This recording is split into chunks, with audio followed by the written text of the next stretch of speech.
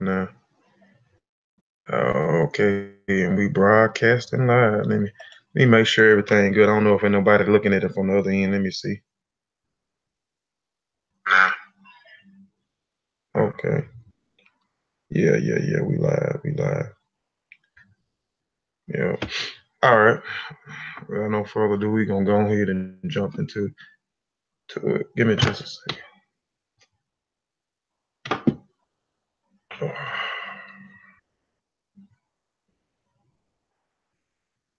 I'm gonna share my screen.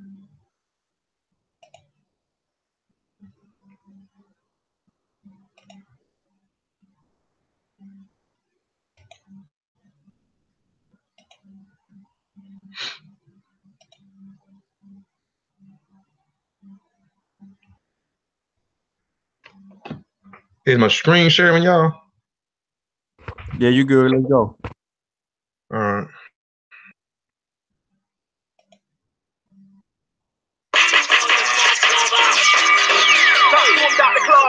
He called for the unity and the redemption of the African world. Salute them honorable Marcus. We are not ready to listen then. They might not have been ready then. Hold on, I don't see it from the. Hold on, let me make sure. Hold on, give me just a second, y'all. Yeah, you good. It was showing on the other end because I'm seeing Yeah, click on your screen. Yeah, hold Unshare on. on your screen. Yeah. Shit, I got so much stuff open. Stop sharing. Hold on.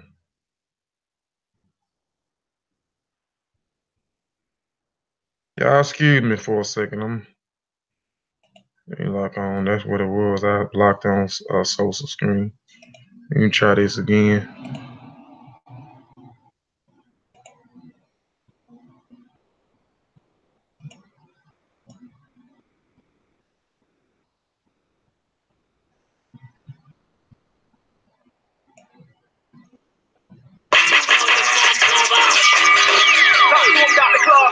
He called for the unity and the redemption of the African world. Salute them honorable Marcus. We are not ready to listen then. They might not have been ready then. There's wonder whether we are ready. Ain't no doubt about it. To listen. You ready, baby? Nah. Let's go.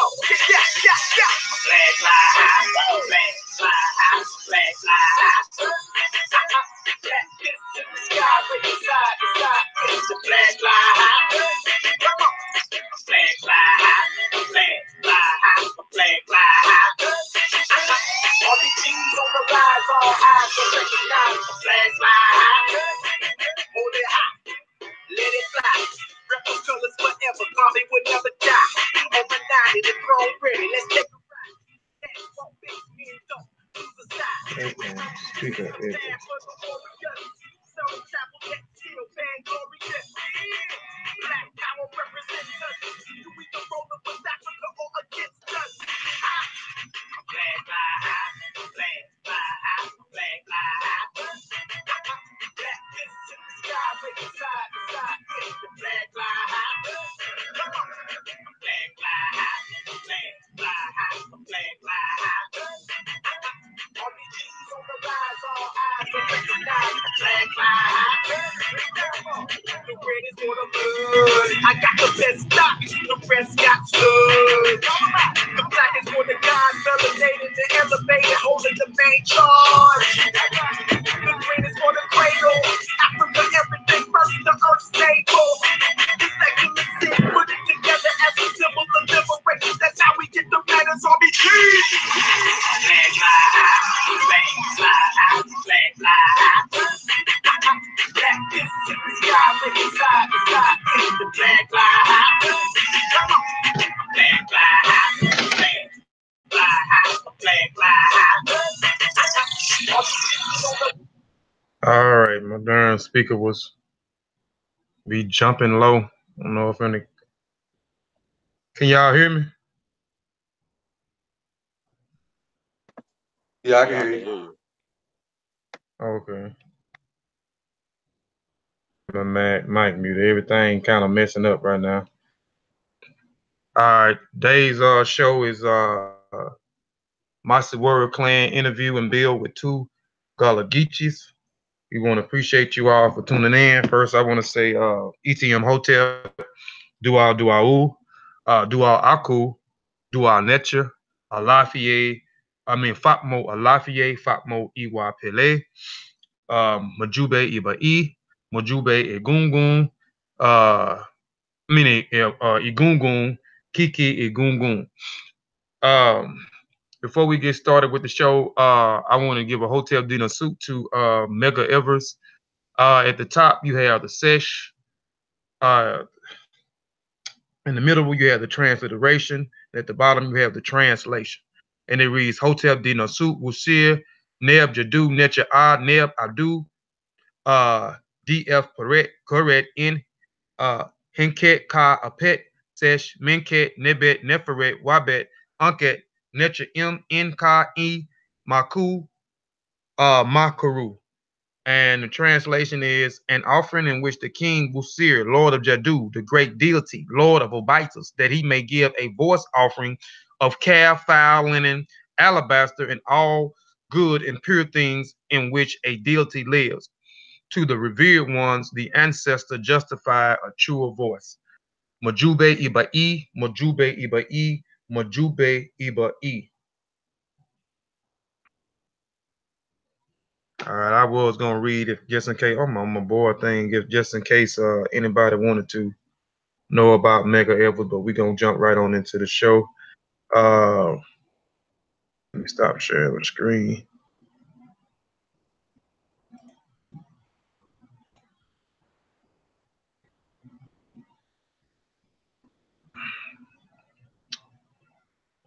All right. All right, so again, like I said, today's show is about the Gullah Geechee.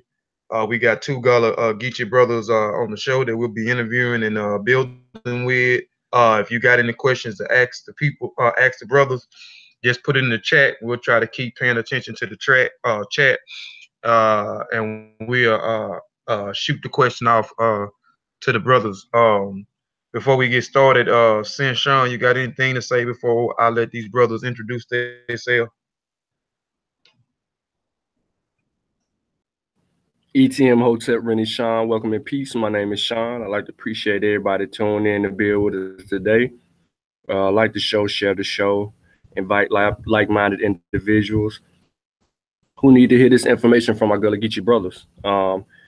It's been numerous shows that have been built on dealing with the Geechee, our Gullah Geechee folk, and we need to let them speak for themselves. We need to hear from them. So I'd like to thank the brothers for joining us today, and I also like to thank everybody in the chat for hanging out with us this evening. You could be doing anything, but you're here with us. So let's get into it, man.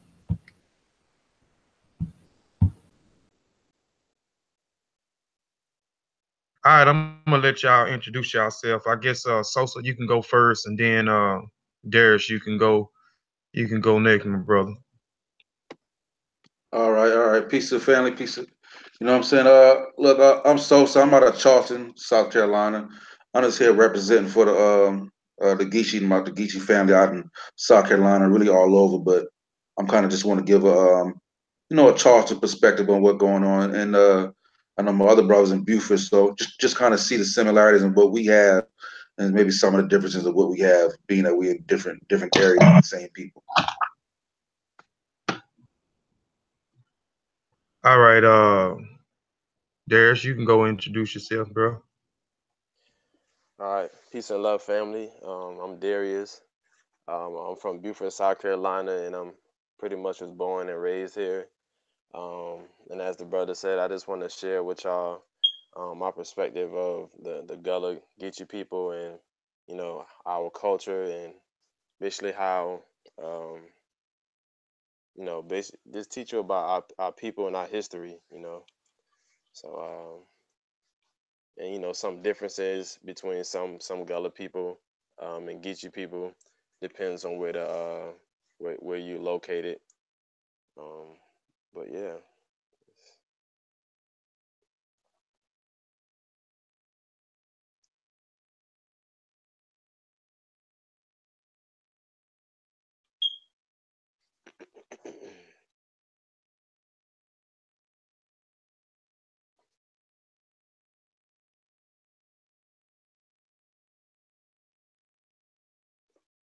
Yeah, yeah, brother, I think your mic. You gotta unmute your mic. I can't hear that.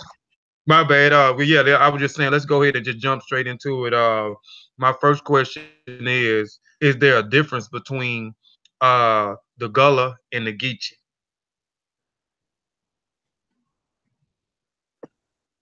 Yeah, I mean, I'll speak on that. Like we say, there's definitely a difference as far as dialect goes. Um, I've been kind of monitoring it to see if there's a difference between the people, and and I know that when they refer to the Gullah Geechee, they're actually referring to two different, uh, just a multi-ethnic tribe. So there are probably going to be slight differences, but I think probably from just from the amount of time we've all been around each other, there's probably one whole pot. You know what I'm saying, so to speak, one whole pot. You know what I mean? Like I think it'll probably be now to see the differences now than what have been say 50 or 100 years ago. You know, so at least that's my perspective on it.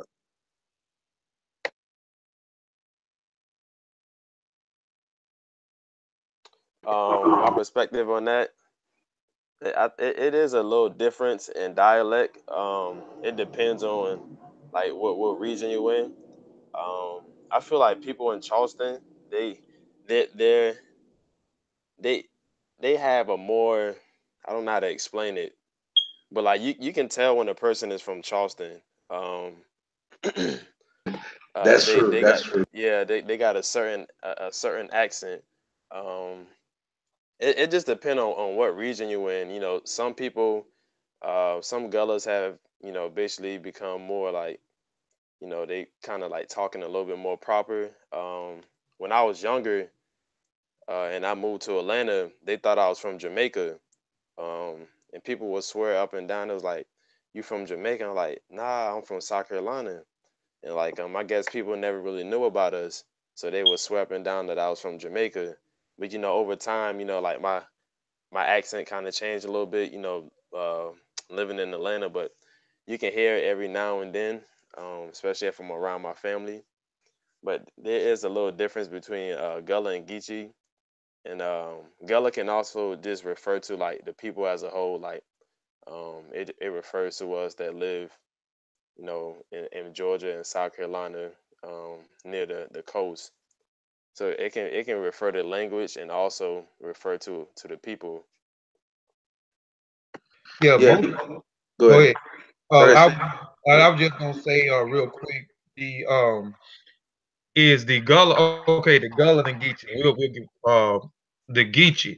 Most of the people in Georgia refer to themselves as Geechee, and the people in South Carolina refer to themselves as Gullah.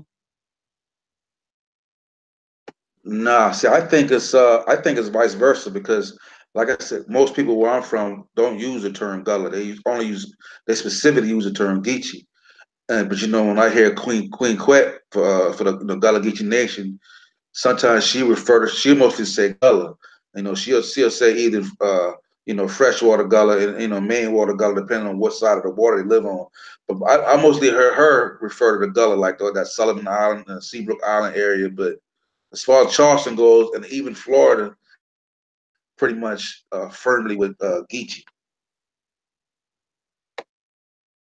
Yeah, I feel like basically like you can't like pinpoint it because certain people use the term Gullah, some people use the term Geechee. You know, it just depends on what people grew up hearing. Yeah, no Okay. doubt. Because like when I'm in, I drive for Uber. Whenever they get into the car, I immediately know. And you know what I mean? And we click and bond, like, you know what I'm saying? Like off the rip, I know you from Charleston. You know what I'm saying? Like, even if you proper, I hear it in your dialect. You know what I'm saying? I could pick you out you know what I mean, from a crowd of people. You know what I mean? Because it's so distinct. And like I said, when I came in too, everybody thought I was Jamaican. And just being in Atlanta, and then even in Charleston, like when you go to a white area, they try to make you feel less intelligent if you talk Geechee. So you kind of have to you know, Europeanize your speech, so to speak.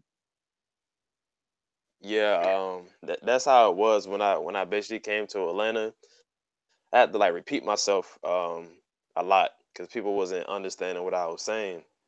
Um, so that happened to me, and basically like people would be like they would basically like make fun of my speech. Um, so like I went through a phase where I was trying to like hide my accent or whatever, but that that changed. You know what I'm saying? I feel more comfortable about it. All right. Well, okay. Okay. Well, we was talking in the back chat before we got started. Like the Gullah and the Geechee. We was talking about where the word Gullah and the word Geechee may have originated. I was saying from studying, and you said you had the book too, brother Darius, about Lorenzo Turner, Dr. Lorenzo Turner, and I pull his credentials up in a minute if I need to pull his credentials up. But he was a linguistics as well, and back in 1930, if I'm correct, I think it was 1930, where he started to become aware of the Gullah Geechee people, and he started to study the Gullah Geechee people and the language through linguistics, and he traced the word Gullah back to the word Gala, and he traced the word Geechee back to the word Geechee or Geechee comes from the Kissi people in Central Africa. And looking at just some of the information he did, how the people in Central Africa, because we know, because I'm gonna show I may show some statistics of the people from Central Africa that went into South Carolina and in Georgia. I think it was 23%, and I think it was 23% of what they call the Windward Coast or the Rice Coast, which is Senegal, um, Liberia, and Sierra Leone. I think it was like 20%. So it is the Gula. I mean, and also you mentioned the Gao people, Gaule. Those Indians, where the word may originated. The word Gula may have originated from, and I'll touch on those Indians people because we'll talk about Spain owning San Augusta in a minute. But go ahead.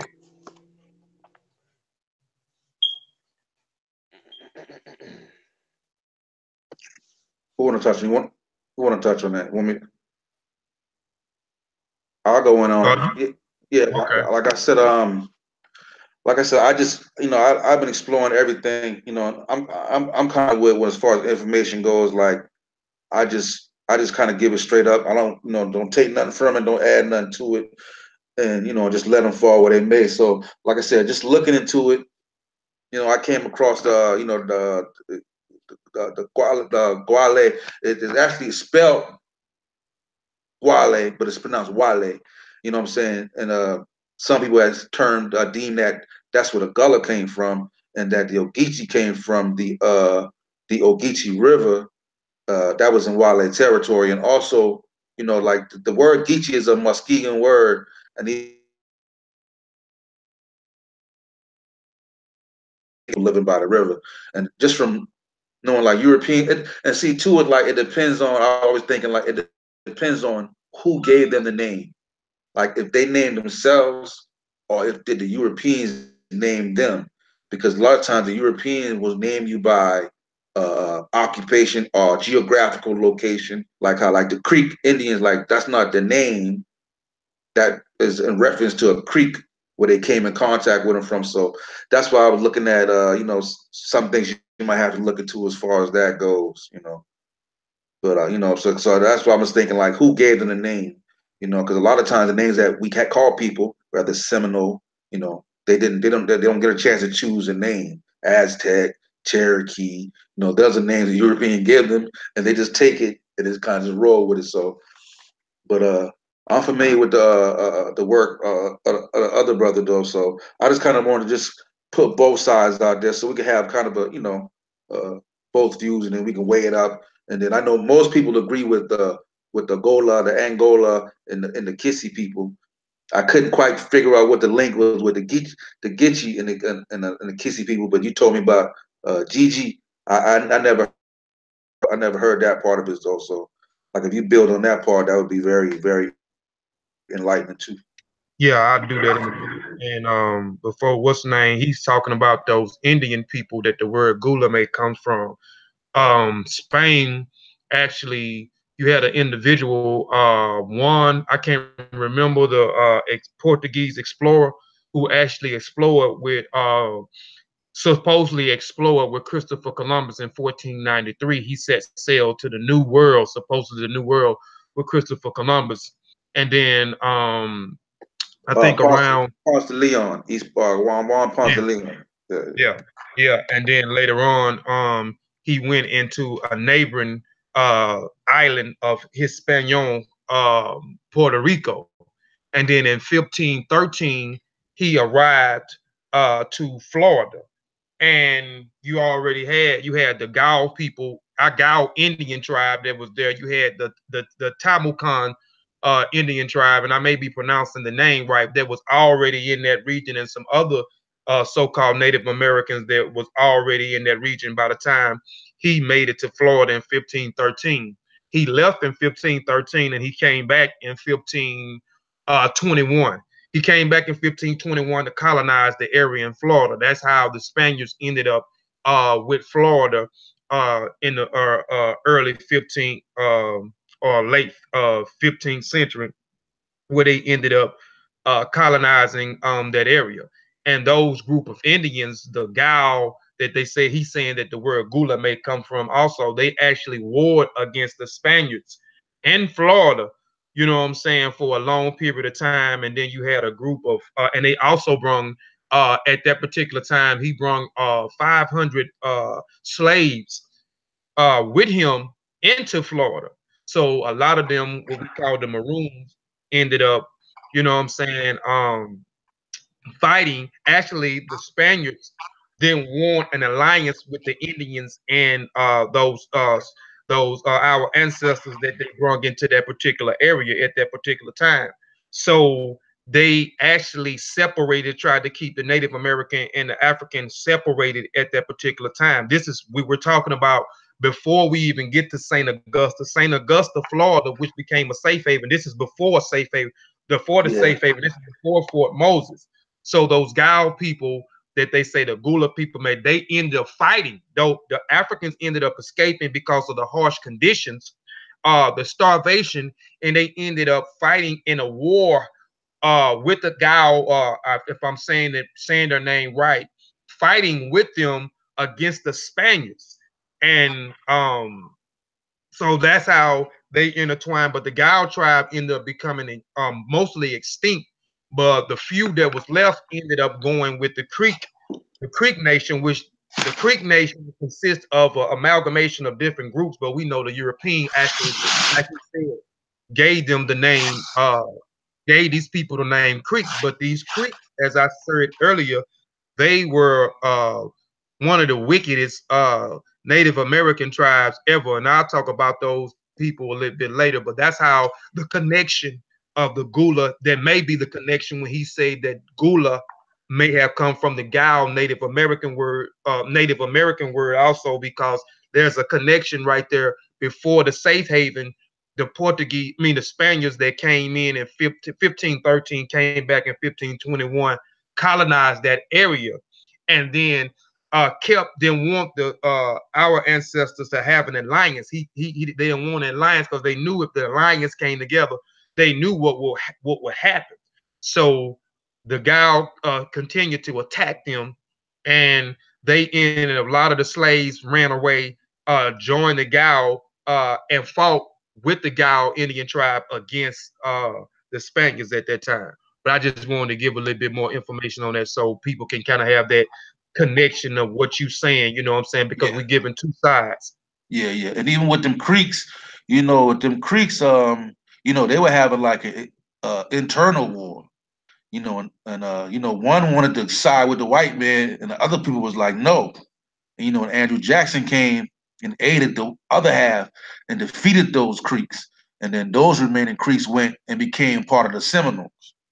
You know what I'm saying? So the other one, they was rolling with the other Creek, the other part of Creeks, they was rolling with the Europeans, and those of them the wicked ones you talking about. They took on European, customs and so forth, so on. Right, right. And then when you mention the word Seminole, the word Seminole is actually I'm gonna say it's a baby word. And the reason why it's a baby word, Seminole actually came later on in time, like what you talking about with the creeks, with some of the creeks actually going into Florida. Seminole, the first documentation of the Seminole, I think, was in 1565. If I'm no 1765, if I'm not mistaken. Don't I have to look it up because I'm trying to remember. But that's when you first, I think, when you first started to see it in record. It may be a little bit earlier than that when you started to see the Seminole. And Seminole just goes back to the word Cimarron, which is a Spanish word which means untamed. And the uh just the Americans and the Spaniards, they just called all the Indians that was in Florida at that particular time Seminole. Everybody, if you was a Native American in Florida, yeah, exactly. You was called a Seminole. Yeah. So yeah, you're right.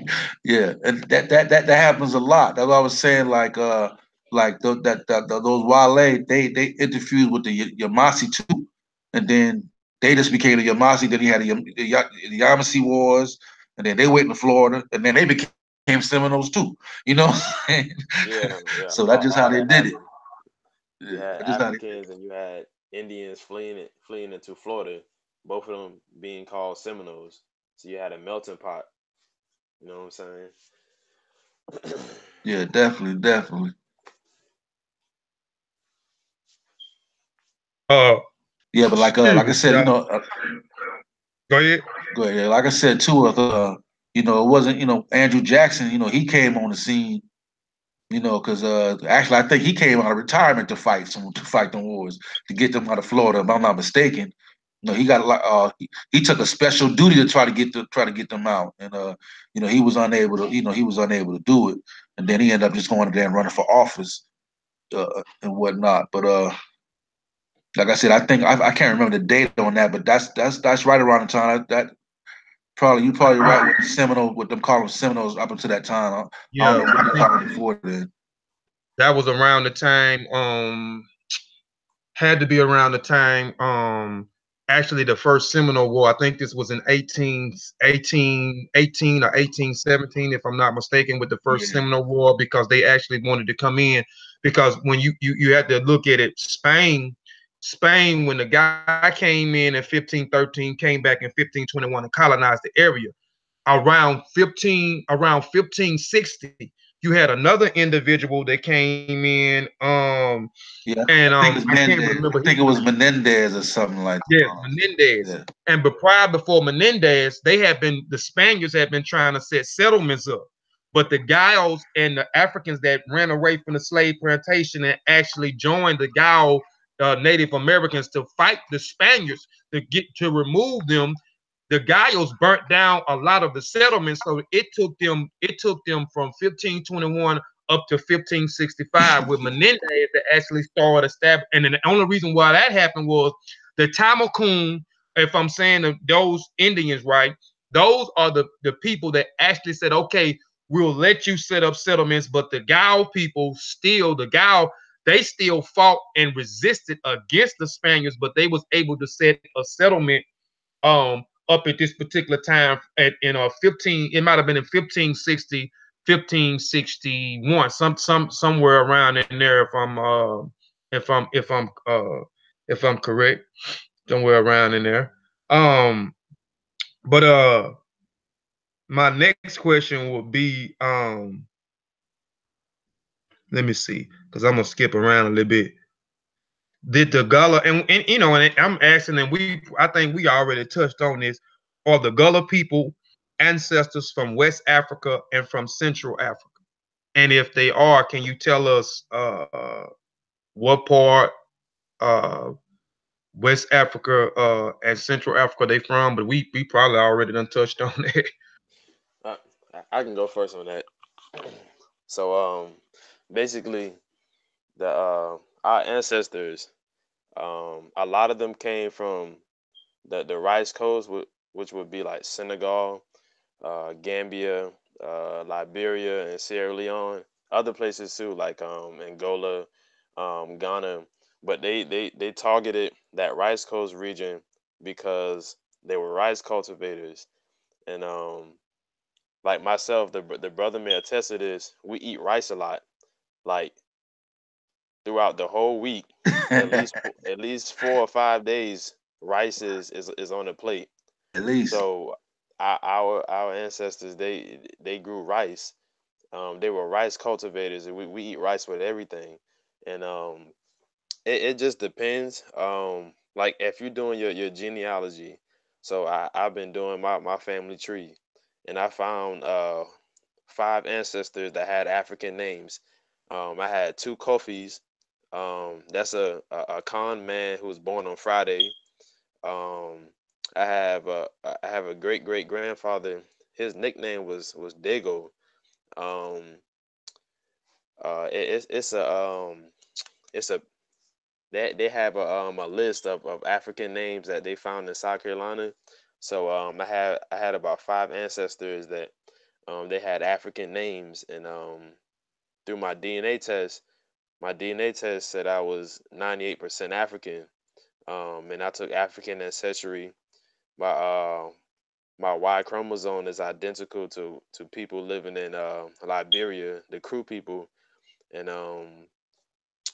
so yes, our ancestors they did come from West Africa. I don't deny that we have a small bit of European admixture and a small bit of maybe Native American admixture, but the predominant lineage would be West African. Um, and you can see like see it in the facial features of the people. The Gullah Festival was about 2 or 3 weeks ago, and this guy from Sierra Leone, he was telling us his story about how he went to Hilton Head Island, and he was saying that he could see the features of his people, you know, on Hilton Head Island, because basically we're not really that at mix with non-African groups, and you can see that in basically like remote areas or back in the wood areas. You can see somebody grandfather or great grandfather, and you probably think that he from Africa because we're not really that much at mix with non African groups. Yeah, I know you say you find some of the part of the purest Africans in that Gullah Geechee region for, like I said, for the simple reason that, yeah, we did not we were isolated for a very long time. So and like I said, even with the natives, you had some Africans who mix with natives, and then you had some Africans who only stay with Africans, and then you have some natives who only stay with natives. You know what I'm saying? So even in that little melting pot, people still stick to people still might have stayed in their group, that was fine. And then sometimes they stayed in their group and they just exchanged cultures. You know what I'm saying? Like rice is a staple, but I don't know about you in Buford, but like we eat grits the same. You know what I mean? Like you can't make breakfast if you ain't making no grits for breakfast. I don't know what you make. You know what I'm saying? And then we eat shrimp and grits. We Grits eat and grits for shrimp, dinner too. grits and shrimp, and with Yeah, gravy and fish. yeah. You know what I'm saying? So we'll do that. For dinner too. So like a lot of people like I think that's part of also the African culture and Native American culture too. We get the Oh, cornbread. oh yeah, We eat a lot of lima beans. I eat lima beans out oh there. yeah, man. I just had lima Yeah. beans the other day. The soups. Yeah, you know what I mean. The soups kind of be more Native American. The okra soup that'd be more African. You know what I'm saying? And And just then just little things like that. You know what I mean. A lot of what people call soul food are Geechee dishes. Gullah Geechee yeah, dishes. and then what else you got to look at? You got family members who make those the baskets, Sosa. Well, like I was asking the brother if some of his family members make the baskets. Go ahead. I hear you. I got pause for a second. Go ahead. Say it again. I said, do you have like family members who make the sweetgrass baskets? Yeah, yeah. My family members still don't do it, but like I know my friends, my friends and stuff still do it. Like in Charleston, you go to Walmart, you'll see little kids on in Walmart. You know what I mean? Might give them $1 or two, and they'll make you a rose from the grass. They'll make you, or whatever. You know what I mean? They'll do like little rolls and stuff like that. Yeah, So they still do that. Yeah. because my girlfriend, she from Mount Pleasant, and she had her grandma and aunts. They know how to make those baskets, and I brought her to the Gullah Festival 2 3 weeks ago, and Yeah. she actually met her cousin out there, Oh, and damn. they was making the baskets, and the lady was telling me how they, what I'm saying, their ancestors passed it down to them, what I'm saying, from Africa, because some of those baskets are identical to baskets in Sierra Leone and in Senegal. And I think they call the baskets were used for rice cultivating, Yeah, filtering and that rice. Yeah. and Yeah, that's one was called a fanner. right. Um, and basically they would like kick the hull out and and keep the rice in and stuff like that. Um, so yeah, the baskets are, and you would see that like everywhere in Charleston. Like when I went there, that's all I kept seeing. You would see people making baskets on the corner everywhere. Yeah, Right. yeah. And And I'll like, show. Oh, go go ahead. ahead. Go ahead. Like I said, like a lot of people like especially when we do the Aboriginal, when they say like Africans never came in, sometimes that just blow my mind, because you can go in Charleston on King Street where we got the market. The market is with a place where they sold the slaves. You can actually go see it. You know what I'm saying? And they turn into a place where it's kind of like a little flea market. And a lot of people, that's where you see them doing baskets and stuff like that. They might make jewelry, but you can see that's the actual place where they actually sold the slaves. They call it the market, and that thing it's a little. They had like a little underground area where they would lock the slaves up underground, doing the whole market thing out there. Like all them things it's still right there that you can just go see it. You know. Yeah, and then what a lot of people don't know is that Charleston played a big role in the slave trade. 40% of the slaves that came to the United States came through the ports of Charleston. So like Charleston um, was very significant in importing slaves. That would be the reason why basically we retain a lot of African culture, because we kept getting the same people over and over and over again. Yeah, yeah, If, you're right. Influx. if you look at slave voyages, they can like you can actually go look at the records, and you will see South Carolina and Charleston. I see a little bit for Beaufort, um, but mainly Charleston. Yeah, because So you they call Charleston. We call it. We call Charleston. We call it the port. You know what I'm saying? yeah, Because that's where what I mean. That's where everybody with all the shit dock at. So everybody in Charleston, they don't call it Charleston. We call it Chucktown, or they call it the port. You know yeah. what I mean? And then back then it was two words. It was Charlestown, and then they changed it to Charleston. Yeah. Yeah. I was trying to find a little thing where I wanted to show the family real quick about the baskets, the tools actually that they use that they carried over here, because y'all mentioned rice, and y'all mentioned that rice is a heavy part of y'all diet. And early on in Liberia, like I said, the people from the Gullah people from Central Africa and the Kissy people who migrated out of Central Africa, they landed. Well, when they like I said, they went into Senegal, they went into Liberia too. Some say that they was the first inhabitants that was there in Liberia. And when you look at Liberia and you look at Sierra Leone, though they had swamp islands there also, and this area was a moist area that was used to cultivate rice.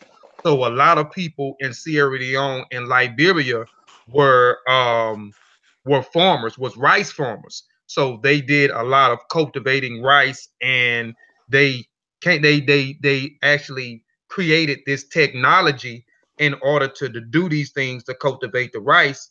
And I want to show the family exactly what y'all talking about with the rice. So I can agree, that y'all are heavy. Y'all diet is based in rice. And at a particular time, if you go and look at the Bones Island, Bones Island was a place that was owned by a brother named Oswell, but first owned by the London Company and a few other companies, and then certain things happened, and then you had private investors that actually bought Bones Island. Oswell Company was one of those companies, and he had a relationship with Henry with a guy Lawrence. named Lawrence, right?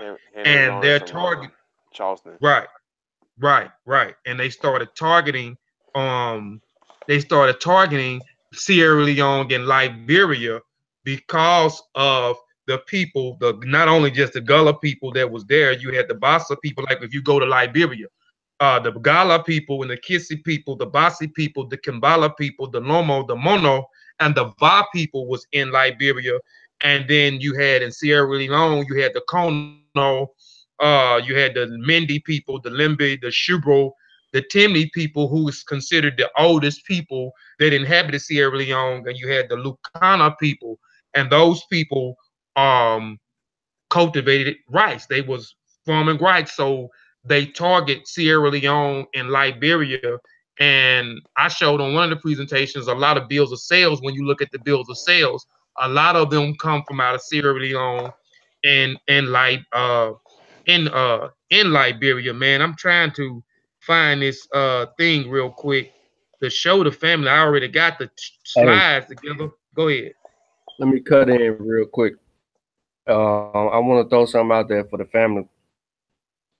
The some of the origins based on chroniclers state that Sierra Leone and Senegambia, over 2 million people were kidnapped from that area. In the Congo Angola region, 3 million. The Cameroons, the Gabon area, about a quarter million. The Benin or the Calabar area, remember, I did the presentation on the Calabari, 2 million. Dahomey, Oya area, and Andra, about another 2 million, and then 1.5 million around the Gold Coast, Ashanti area, a quarter million from the Ivory Coast and Windward Coast. I just want to throw that out there. Yeah, I think sometimes might be a little different because those are the numbers for the Americas, like South America. But as far as North America, we probably only deal with about like 400,000. Exactly. That was So the next point. That's yeah, just that's not even the Yeah, whole picture. yeah, so, yeah. yeah. Between 400 and 500,000. I got Joseph Opela. I got his book, and in his book, it's called what's the book called? Um, I forgot the name of the book, but he basically was saying that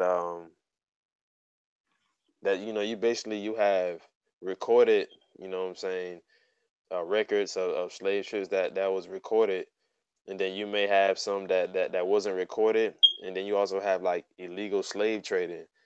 Um, because when I was doing my genealogy, the genealogist she gave me a tour around Beaufort, and she was saying that there's evidence for illegal slave trading past 1808. She was saying that it was some people on St. Helena Island, and it was some women, and they couldn't speak English.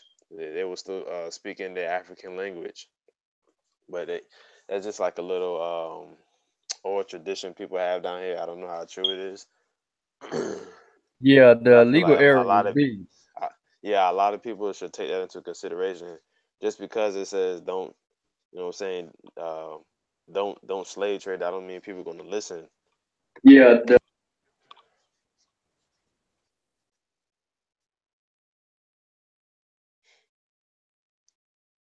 Go ahead, Sean. the legal error was really big. and that's when you see a lot of direct uh, migrations from the west coast to the Americas, specifically North America. If it wasn't North America, then they would take them directly to the Caribbeans where they had the sugar plantations popping off. But then, you know, they would stay, a lot of our ancestors would come up from the Caribbeans to the Americas because that would kind of be like a little roadblock, like these ain't Africans. You see what I'm saying? They try to cross them over, so to say, or bleed out the culture, so to say, and get them in the Caribbeans and then bring them up so it looked like they not really from Africa. Oh, we just got them in the Caribbeans. So somebody had said something in the chat about, you know, the brothers naming foods and stuff of that nature. And a lot of that comes from, you know, the disbursement of the same type of a people coming from them islands to New Orleans and then to the East Coast of of North America. And then that's why you see, but a lot of these foods are staple though. That shows your identity and your culture that goes back to West Africa because we stuck on rice, grits, sweet potatoes or yams. You know, there's a lot of Okra. staple foods that tie us back to the continent that we haven't shaken yet. So Hey, that's it. I'm glad you brought up the Caribbeans, because before South Carolina would import directly from Africa, they was importing from Barbados too, and other and those other islands in the Caribbean, Jamaica too. So a lot of people down here they have ancestry um, in the Caribbeans, and it's for like some people who do believe in DNA. My DNA test, I have like relatives in Jamaica and Haiti, and I also got like African relatives on there. Yeah, they also went into Brazil. When you go back and you look at, we was talking about Spain. We was talking about this explorer who came in 1513, came back and colonized Florida, and 1521, and then Marcel actually was able to establish a settlement in 1565. Now you had Great Britain, and you had Great Britain that was fighting for Florida. So Great Britain was always fighting to try to get Florida. This was the reason later on with Marcel, he was able to establish San Augusta, which became Saint Augusta, Florida, which became a safe haven for the people, the Gullah people who escaped South Carolina and Georgia, as well as Native Americans that was feuding and fighting in other areas that was fighting these Europeans that own these different other lands, because at this time the United States, wasn't fully developed, and you didn't have all these different states until later on, because you had the Dutch own certain places, the French own certain places, Great Britain, like when you go to Georgia, Great Britain owned Georgia, and you had a governor that came in and burnt a lot of this stuff down um, in Georgia, because they was trying to claim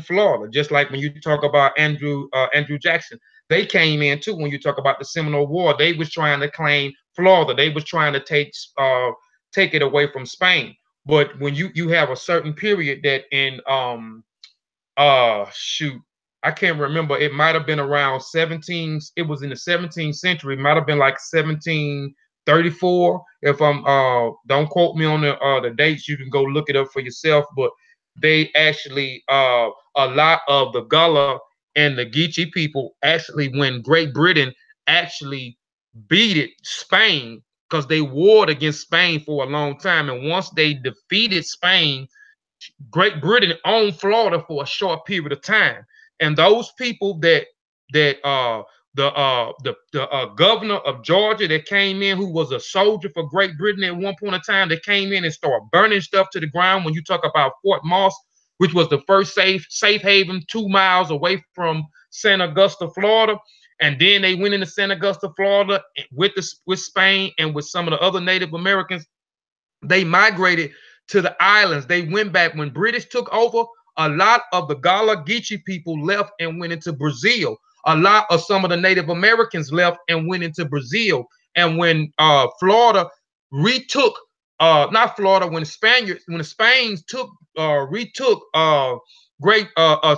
Florida away from Spain, you had a lot of the Gullah Geechee people migrate back into Florida at that particular time. So yes, they got roots in Florida. They came back, you know what I'm saying? Because when you look, it's a multiple when you look at the culture, because they was around the Geechee, the Gullah people was around the Spaniards, they was around the Native Americans, they was around the peoples on the islands that you mentioned, the Barbados, Brazil. They was around the Great Britain people that spoke English. So they was a multiply even before you get to the Gullah Geechee people coming from out of Sierra Leone and Liberia. Great Britain had a stronghold on the slave trade in that area.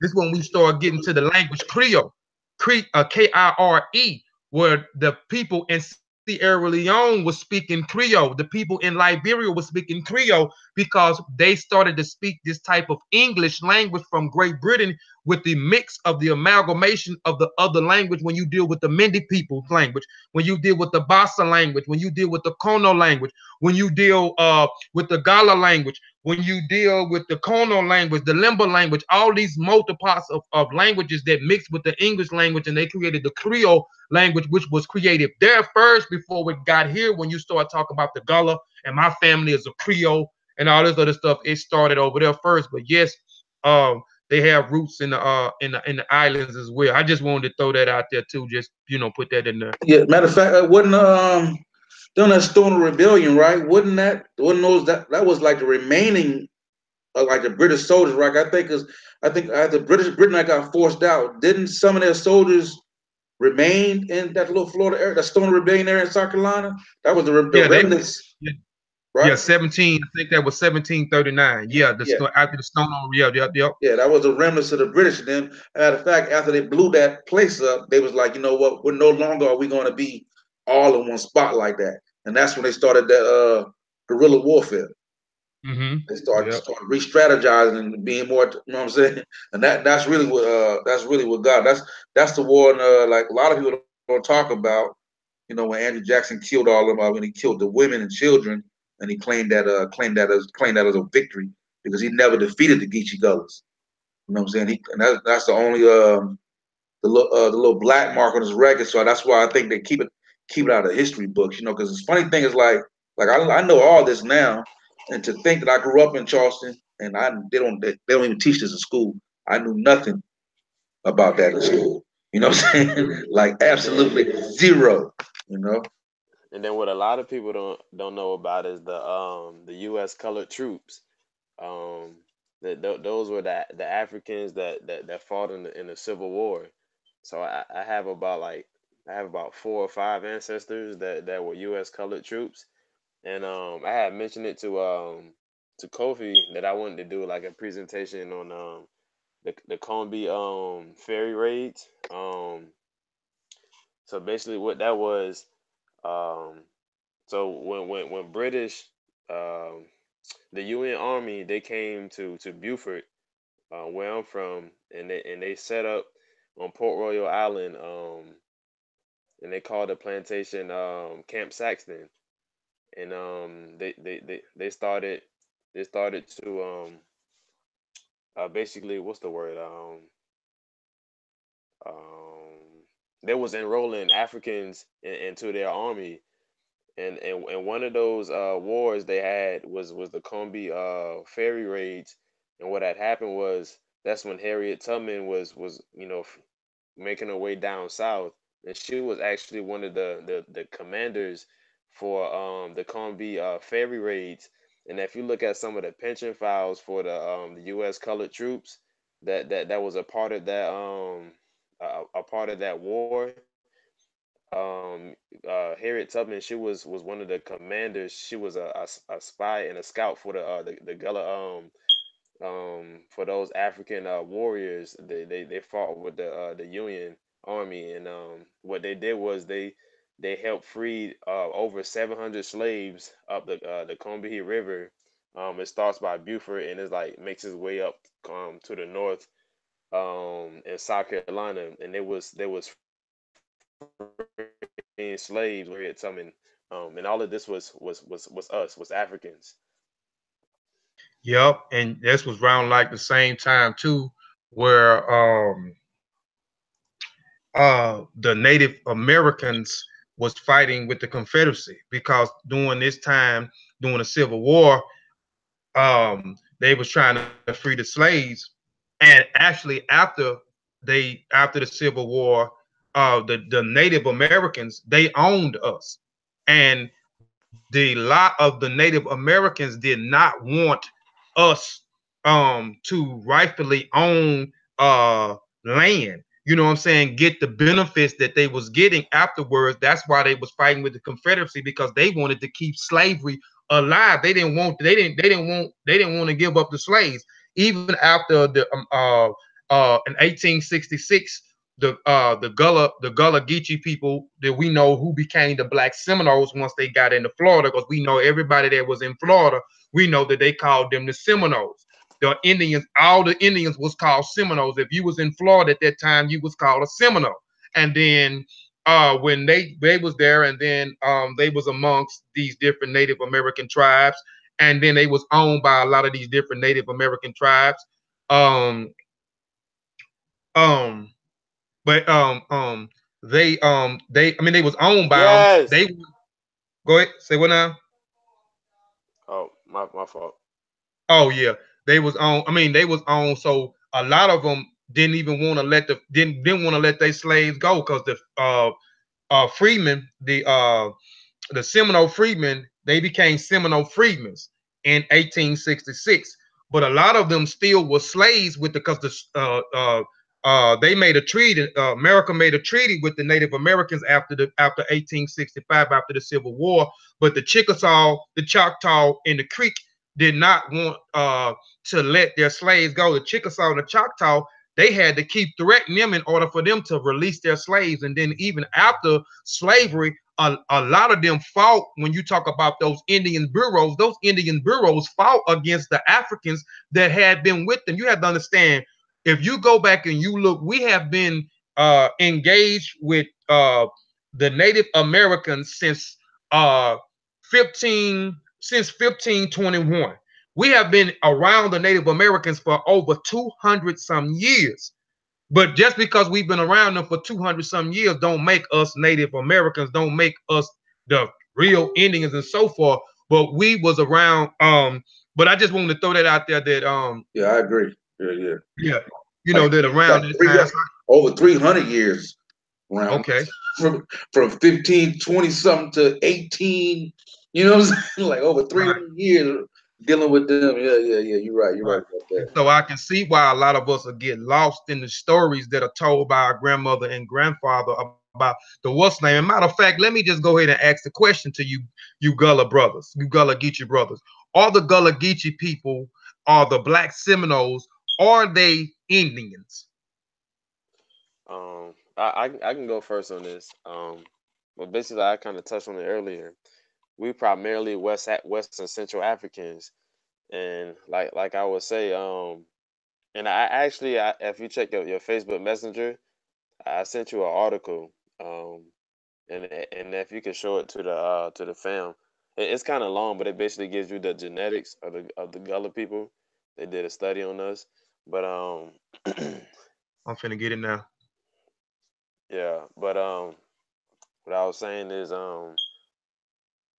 majority of us are Africans. I would say like a good chunk.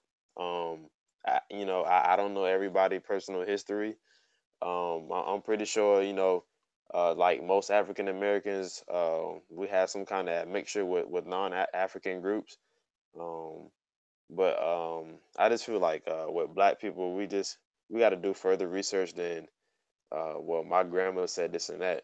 But you got to remember, you got four grandparents, not one. So if one claimed to be Native American or whatever she said, you know what I'm saying, you got to look at the other three too. You got four grandparents, and then you got eight great grandparents, 16 great great grandparents. So you gotta get past the my grandma said this and that. And what I wanted to ask a question to y'all. Do you think that black people who grandma was Indian or their great grandma was Indian, do you think that the Fulanis that were brought over here, because they were already kind of mixed, so you probably have Fulanis who had supposed nice hair or whatever. You think the physical features of the Fulani mixed up with maybe some or whatever? Because the Fulanis were what they were traders, but they also got captured too. And, and the skin tones and the physical features of the Fulani varied. And I was thinking that maybe a lot of black folks have Fulani ancestry, and they're actually claiming that Fulani was an Indian or whatever, because we're taught that in order for you to be African, you got to be pitch black and your nose got to be big. So if you're not pitch black and your nose not big and you got some kind of nice hair, but a lot of people don't know that Africa is very diverse. So it's just not one physical feature, or it's not one physical trait, you know. Yeah, we can't go by the color game. Yeah, we can't go by the color game at all. But I mean, far as like I said, we had been amongst the Native Americans. I said 200 years. My brother said 300 years. I ain't did the math. I just was. I can go back to 1521 uh and show them being among the Gao people in the beginning, but that doesn't make them Native American. No, doesn't make them Indian. I mean, because only thing they did, we adopt. Does it make them a Spaniard too? Does it make them a English too? Because they was around the Englishmen a long period of time too. They was around Spaniards a long period of time too. And even when you go back and you look and you study a lot of the people, and when you look at them, the Native Americans owned us, even though their slavery wasn't as cool and wasn't cool as the Europeans had us. And we only had to give a tribunal to them, and they let us live separately. But you had a lot of Gullah Geechee people that actually that were males that escaped. You had more males than you had females. So this was the reason why we had to intermarry um with some of the Native Americans, because there was more African men than there were male, because you had more males escaped than females at a particular time. And just because we was amongst those tribes, we didn't get the full rights and benefits after 1866. Yep. Then they still fighting They us kicked against us that. out. And even yeah, right. And even if you go back and you look at it, only way that you okay, if let's just say I'm a Mindy, and I marry a native, a woman. Just say I marry a Cherokee. I marry a Cherokee Indian. Now, and I had you, then you will become Darius, you will be considered a Cherokee or a citizen of Cherokee. I wouldn't be, even though I married the woman and we had a child. I still don't have any rights and no benefits, and I wouldn't be considered a Cherokee. Only you will be considered a Cherokee because you came through the womb of a Native American. Now, if my sister married a Cherokee man and they had a child, the child came through the womb of an African. So that my sister child would not be considered a Cherokee, would not be a citizen of the tribe, and nor would she be considered a Cherokee at all. That's the only that was the only thing where you can say the child was mixed a little bit, and because the child was mixed, it came through the womb because they deal with the matrilineal side of it. So it was some mixture in there because we did marry some of the Native Americans due to, what I'm saying, you had more males that escaped than more females. But again, when you do the genetics, we are more those Gullah people that married those people, those black Seminoles, they were more African. They were more African, and they were separate. They still live separate, and they still actually they dress. They adopted some of the culture because they adopted some of the culture of the Native American when you look at the dress.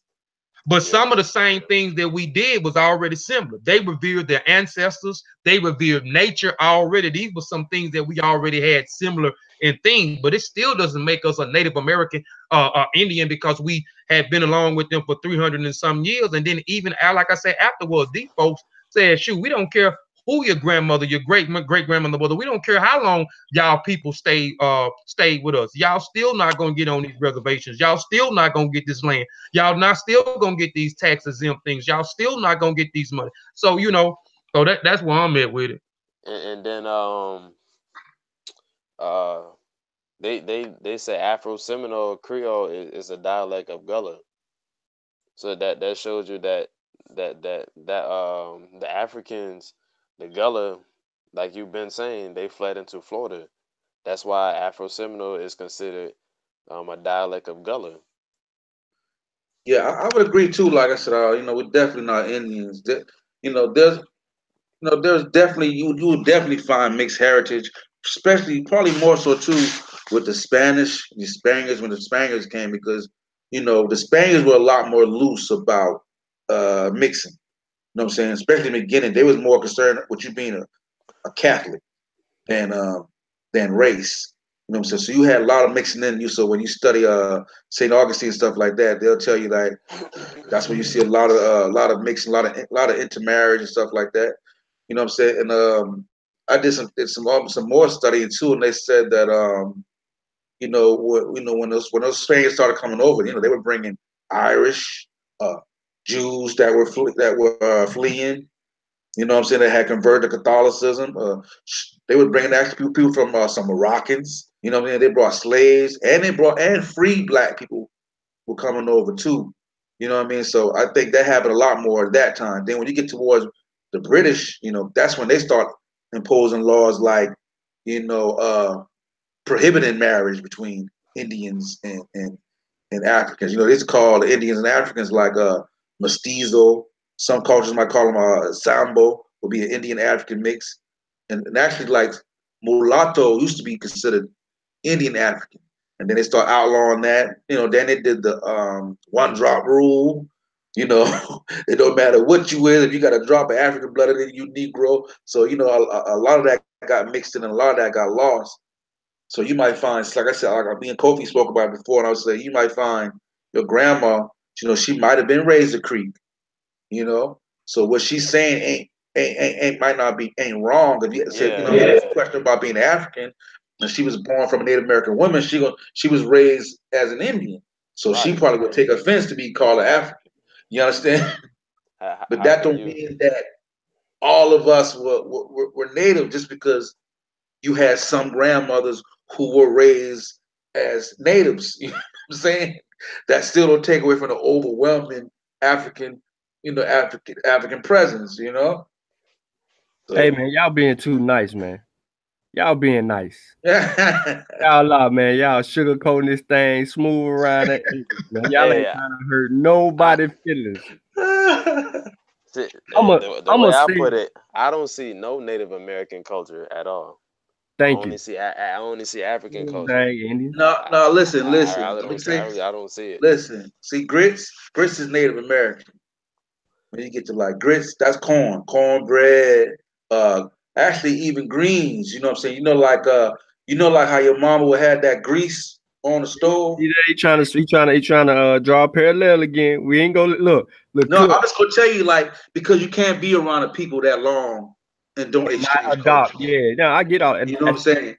that. So that happened. That's just a natural thing, but that don't make us Right. native. That's what they Yeah, yeah, call cultural diffusion. When you've been yeah, around a group of people or a dominant society that long, that culture starts to wear down on your culture because we're displaced. So the people that we come in contact with, that diffusion will take over. Now, what I will add to, I know I agree with you guys, but I'm just being blunt. Like grandmama was wrong. Now she ain't wrong in what she's saying at the time because that's what she's taught. She inherited that ignorance through circumstance. And be real, grandmama also told you that Jesus was real and was a real person and walked this earth and Yeah. died for your sins. She told you all of that. So she can be wrong about both of those things. But do we just throw away what grandma, we don't just throw away grandmama because so we got to put our mind state in the frame of 1892 to 1937, and we got to think about what's going on. Pure turmoil for a black person in the Americas, being shamed. You know what I'm saying? Just clearly shamed, looking to be accepted, fighting against Yeah. all the And, odds. and then So my great grandma, she told my her kids that her grandma was was Indian. So like but she never gave a reason why.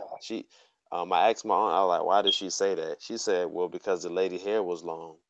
And I'm like, it's the stereotypes that has been embedded into us. Like, you can't have long hair and be from Africa. Yeah, So she said, cause like I'm she older, said the so lady, she said her grandma was dark skinned, but her hair was long.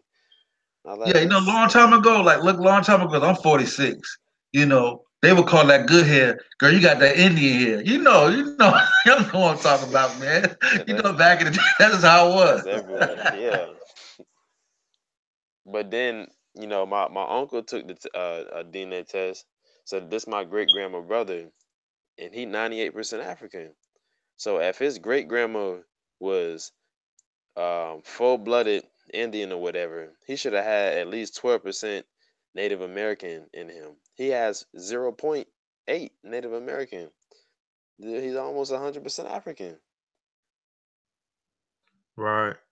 Um, let's jump into another question. Boy, this time is flying, man. We might have to do a part two to this, man, because I want to get into the Black Seminoles more, a little bit into Black Seminoles, and a little bit more into the Black Seminole Scouts. But my other question was, and because I'm actually, man, I'm so fascinated by the Gullah Geechee. That's why I did 3 presentations, and I'm actually finna start working on another one. I don't know exactly what I'm gonna call it, but it's gonna be like a fourth installment in the Gullah culture. But I may come across this information. I hadn't came across it yet. When you deal with the Gullah, okay, my question is, let me find it. Um, hold on, let me find it because I got it, but I want to word it like I got it on the piece of paper. Okay. Do both of y'all, any one of y'all, I mean, both of y'all can answer it. If you know, you know. If you don't, that's cool. Do the Gullah Geechee people have a secret woman society and a secret man society? And while because I'm saying that because when we talk, we're talking about tracing them to the Gullah people in Sierra Leone, which we know a Yeah. lot of the tribes assimilated into the Gullah tribe. That's why when Yeah. we try to, okay, so, and we know the Gullah people. I did a presentation called the Bundo/Sunday Secret Woman Sandy. Society Yeah. presentation, and the Gullah people in Sierra Leone and Liberia created this secret woman society, as well as the men created a society called the Puro Society. So you got the Sandy Society, which is the secret woman society, and then you got the Puro Society, which is the man secret society. And the Gullah people, the Gullah men and women, are the one who created this society. And a lot of it was around the rites of passages for the women, but it was also other information that was installed into the men on the Poro side and installed into the women on their side. So do they have a secret? So do the Gullah have a secret woman society like the Gullahs in Sierra Leone and Liberia have? Um, I never really I know what you're talking about, but I haven't really heard of the women having it down there. Um, when I went to the Gullah Festival, this man, he was talking about a ritual that some Gullahs used to do back then. They call it seeking. Um, and he was saying that it came from Sierra Leone. Basically, what seeking was um, basically like they kind of mixed it with Christianity. So, well, when you would get baptized, they would send you out into the woods, and what they were saying that um, they will have you go in the woods for a certain period of time, and then you were supposed to have some kind of dream or whatever, or you supposed to come back and have a dream, and you were supposed to tell the dream to like the I guess the elder, and they were supposed to interpret the dream. Um, but I don't really know anything about any secret societies over here. Yeah, neither When yeah, neither do I. Neither do I. I've never heard of it. Like I've heard of it through stories like you just told, but as far as being around and hearing it, 'cause like I said, I'm 46.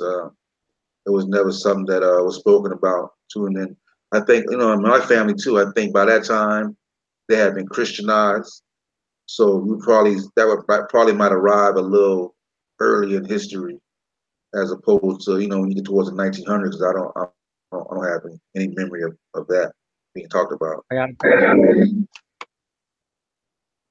I got a question from brother Snod in the chat. For both of you brothers, no matter who go first. He asked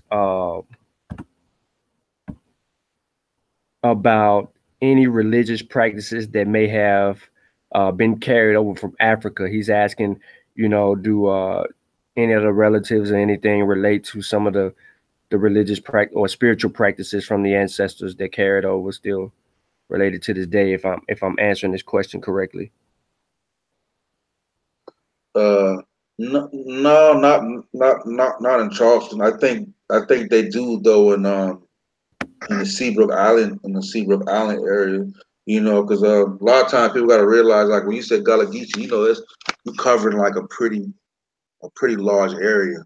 You talk about from Georgia, North, you know what I mean? So some people like in that Seabrook Island, they're still more isolated than we are in Charleston. Charleston is like a hub. There's so many people come into Charleston. It's kind of a lot of stuff get blurred out as opposed to in other areas. You might find that, but not so much in Charleston. Just speaking from a Charleston perspective.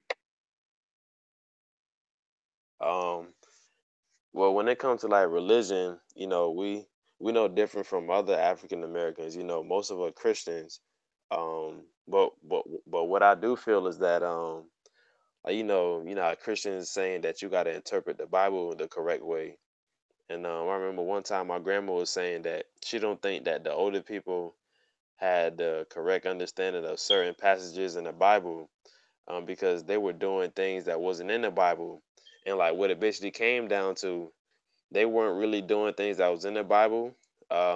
They was actually practicing African spirituality and stuff like that. Like the thing what I said about the seeking and going into the woods or whatever like that. That's not because they were trying to interpret some scripture and they got it incorrect. They was actually mixing some of their African spirituality into Christianity. And S- Uh, some Yeah, some some some of us have like tales and stuff that you can connect back to. So like the con they have brother Nancy, um, the trickster god. So like down here we have like Brer Rabbit or Brer Rabbit or Brer Rabbit, and it's another character. Basically, is like a little trickster character, and it's kind of similar to brother Nancy to a Nancy from the Akan people. Yeah, we had the like when I was young, we had my grandma, hags, well that was a thing, like we see a hag, my grandma would say, we get some salt and then spread some salt around the bed, you know what I mean? That would prevent the hag, you know what I mean? They might identify a person as a hag too, who might hoard a bunch of stuff, and they might identify that person as a hag, and they'll spray some salt stuff around the bed. So he still got that. And even my cousin here, they still with the spirits. They'll have people bless the house. You know what I'm saying? So stuff outside of Christianity. They still practice things like do different things like that though. So right? Because just far as you looking, um, oh, can y'all mute your mic? Far as you looking, a lot of the Gullah people did become. I'm gonna let you answer or get your other question out, Sean. A lot of the Gullah Geechee did become Christians, but a lot of them, if the Gullah Geechee are the only uh Africans that came here via slavery to actually keep their African heritage intact. A lot of them, when you look at it and you study, a lot of them, like I said, were Christians, but they didn't do specifically what a lot of what we did and how we was raised up. They actually Africanized it because it was a multiple molten pot of different things. The brother mentioned the seeking part. That stuff has to do when you're and they're being separated from society. So I'm thinking that has to do something with some types of rites of passage, some type of rites of passage ceremony that those people had to go through. And then he said somebody coming back and interpreting the dream. A lot of the people, you had some Yoruba people that was there that was from Nigeria. You had Mindi people that was there. You had Bassa people. You had the Kano. You had the kids. You had all these different people that was there that had all these. Can you bring? That had all these things. All these different African cultures that they inherited. So they took these cultures and they actually Africanized a lot of the Christianity. Even when you go back and you look at Santeria, Lukami, Palo, all these different African cultures, they ended up it was an amalgamation of African culture along with Catholicism, along with Christianity, no different than what um the Gullah Geechee people did, but a lot of it wasn't particularly Christianized. It was always Africanized. They was the only ones to keep their things actually in attached, keep their African culture and heritage in attack, and they still practicing to today some of the same cultures and the traditions from all those other different multipots of ethnic groups that came there from Sierra Leone and Liberia, and a lot of those groups again assimilated into the Gala, the GOLA, from those Gala people from Central Africa. Um, they assimilated into there because you had some tribes that were smaller than others, and they just assimilated and made big tribes. Yeah, and then so basically, like with Africans, they really didn't see a contradiction with mixing their African heritage with Christianity. And I think the brother, both of us kind of forgot we didn't mention root. You know what I'm saying? Roots is basically the same thing as voodoo or Yeah, voodoo. yeah, yeah, That yeah. that that comes from They put West that root Africa. on you. Yeah, yeah. Yeah. Brother, you ever heard of Write your you name ever and put heard your of name Dr. in the Buzzard? shoe. Huh? Huh? You ever heard of Dr. Buzzard? No, no, I ain't heard Dr. Buzzard. Okay, well, basically, with Dr. Buzzard, he practiced roots on St. Helena Island, but he also was a deacon, so they really didn't see a contradiction in um in their basically their religion and their spirituality. But a lot of people in St. Helena or whatever, I had a aunt who practiced that too, but those are West African traditions that our ancestors that they passed down. Yeah, yeah. It was still, especially coming up. Like you have to go to a particular person, and like I said, they might tell you write the person's name down, and then put their name in your shoe, and then wear, you know what I'm saying, and then walk on, you know what I mean, and you wear your shoe with their name on them. That like the way to suppress them or keep them down. Yeah, there's all type of little stories like that too. Yeah, but like I said, I had broke, but I probably a lot of it I missed because once I got 11, I had already broke away from church, so I was kind of fighting everything religious, any any type of anything religious I was fighting, and so yeah, I did hear about that though. Sean, go ahead with your question, Sean. Saying Sean. I got two chat questions. The first one is, did you brothers grow up? Let me get both of them out first. Did both of you brothers grow up watching Gullah Gullah Islands? That's one. And then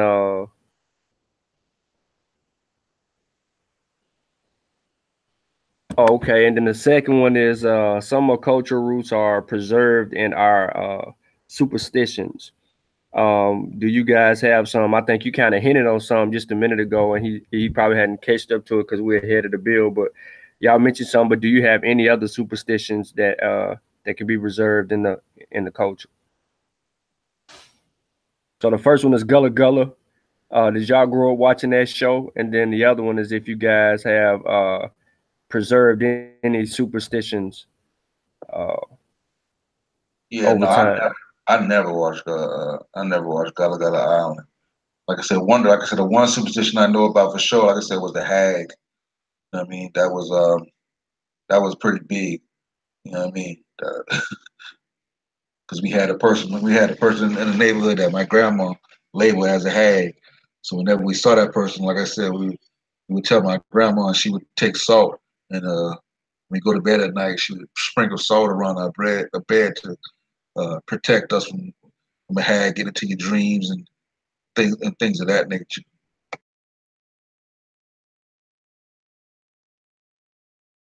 Yeah, I never watched Gullah Gullah Island, but you know it basically kind of the same.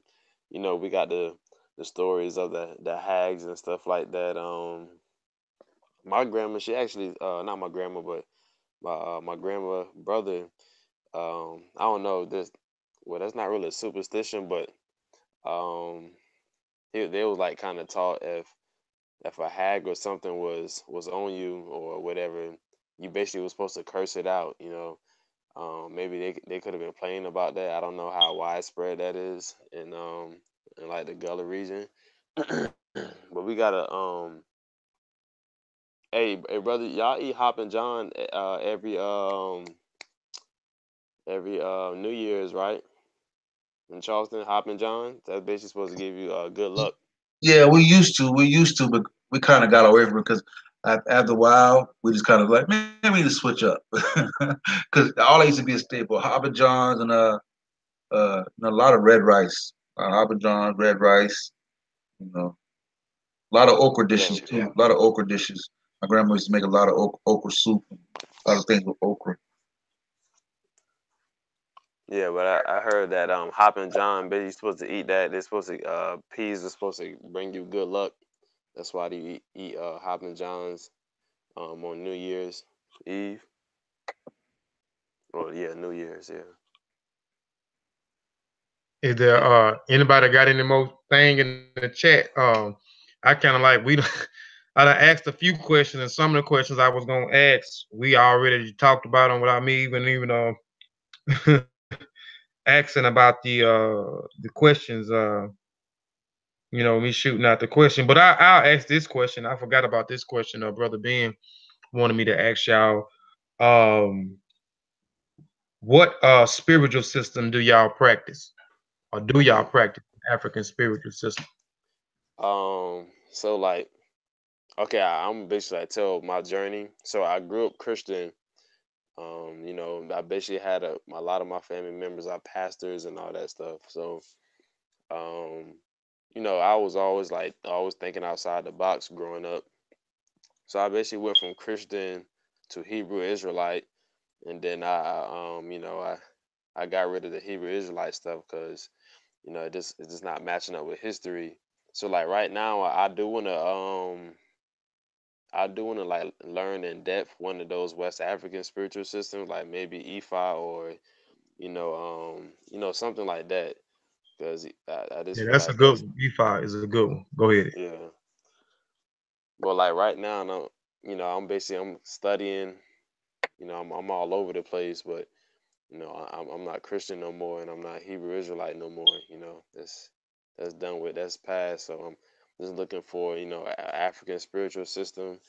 Um, from what I've been seeing, like they kind of all this. It's kind of like the same thing to me. It is basically like what you like. Um, Yeah, I grew up. Like I said, I grew up a Christian, but like I said, I broke away from church probably at like I said when I was 11 years old, and I pretty much just studied, and I pretty much really just stayed away from religion. You know, I got into studying, so then once I started studying, I spent a lot of time battling people over their religion, you know what I mean, debunking Christianity, different things like that. And I kind of just walked away from it all together. You know what I'm saying? I just pretty much rely on knowledge. Figure, just let the cards fall where they may, as far as religion goes. Okay. Yeah, Brother Bean had wanted me to ask that question there, man. What do y'all know? Okay, we touched on we know that the Black Seminoles are the Gullah people who went into Florida.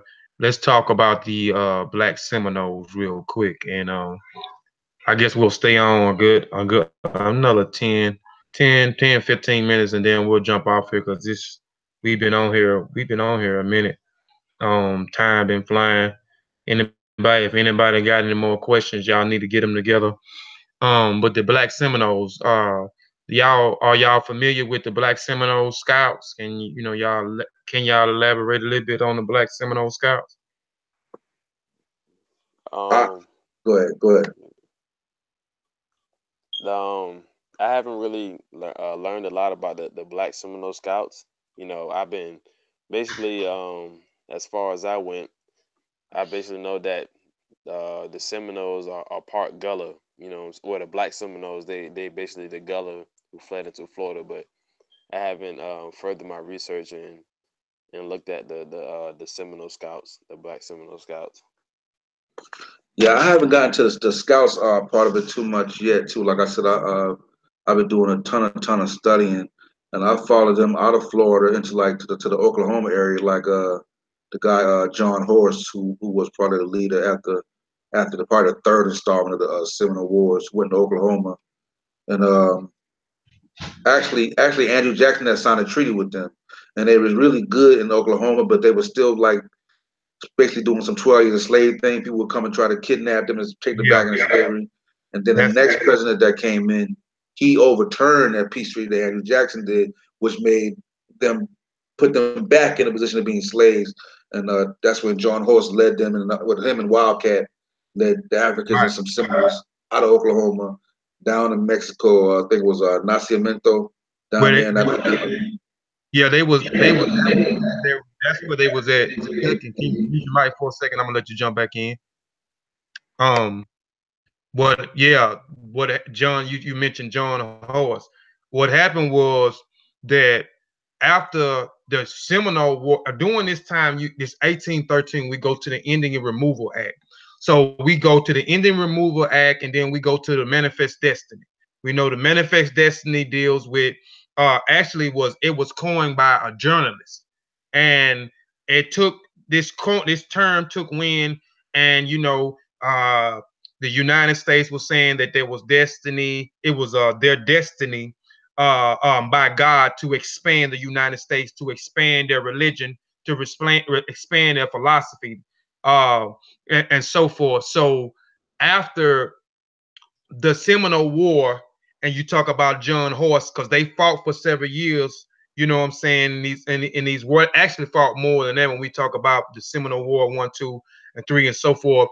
The Seminole War, when you go to the Seminole War 2, the Seminole War was specifically an African war. When we talk about the first war, we're talking about Indian and African war against the United States, because now the United States is trying to take claim and take stake into Florida and take it away from Spain. Now, when you get to the Second Seminole War in 1835, it went from 1835 to 1842. Now this become an African war. Now the Gullah Geechee people, who are called the Black Seminoles, had to actually fight harder.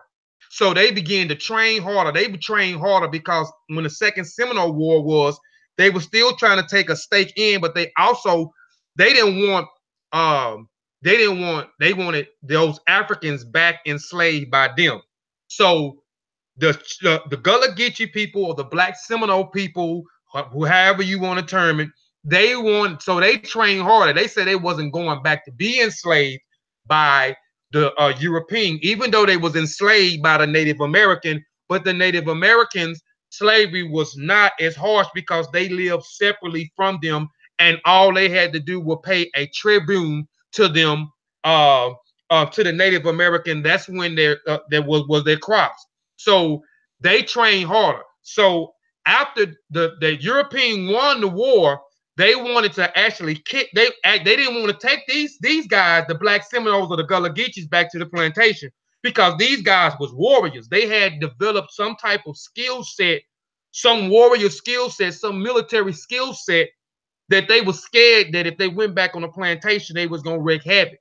So when you get to the Indian Removal Act, they started removing natives out of other areas and putting them into Oklahoma. Now the Creek come back into position here.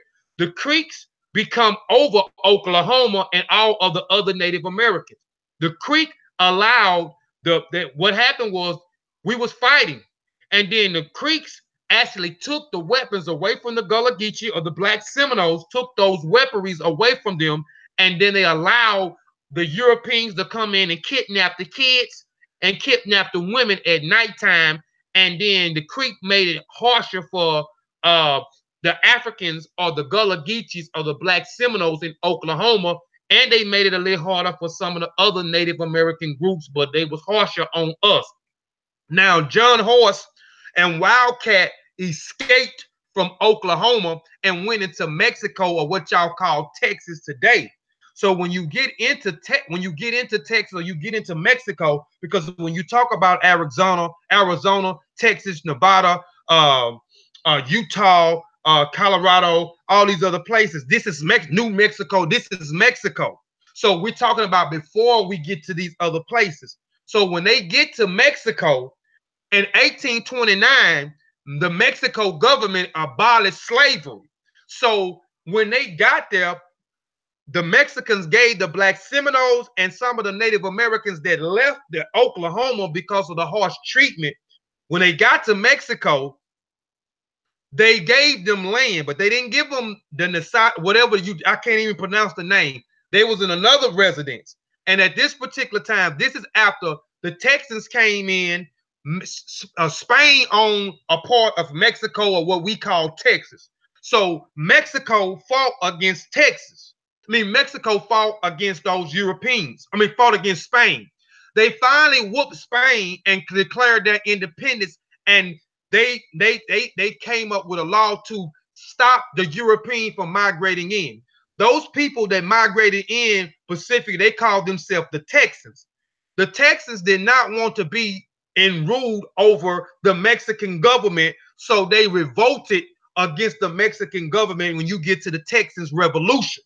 So the Texans revolted against the Mexican government. So now you got the Texans warring against the Mexicans after the Mexicans not too long warred against Spain to kick them out to declare their independence back in that area.